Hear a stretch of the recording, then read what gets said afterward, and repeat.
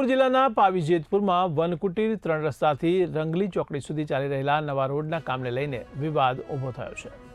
તો કોંગ્રેસ દ્વારા રોડની ધીમી ગતિને લઈને ગંભીર આક્ષેપો કરવામાં આવ્યા છે।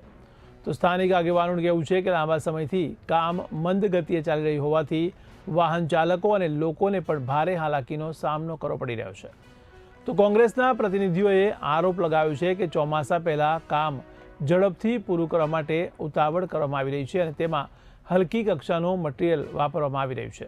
આ કારણે રોડની ગુણવત્તા પર પણ સવાલો ઊભા થયા છે। ત્યારે સ્થાનિક લોકોએ તંત્રને તાત્કાલિક તપાસ કરીને ગુણવત્તાયુક્ત કામગીરી સુનિશ્ચિત કરવાની માંગ કરી છે। જેતપુર પાવી વનકુટીરથી સલામલી જતો આ મુખ્ય હાઈવે રોડ જેનું કામગીરી ઘણા લાંબા સમયથી ચાલે છે।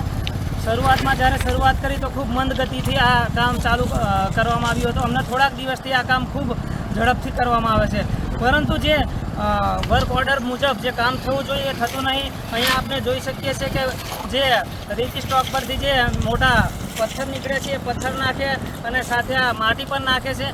એની ઉપર જે મશીન કટ કપચી અને કાંકરા જે નાખવા જોઈએ એ પૂરતા પ્રમાણમાં નાખવામાં આવતા નથી, જેનાથી આ રોડની ગુણવત્તા પર એક ગંભીર સવાલ ઊભો થાય।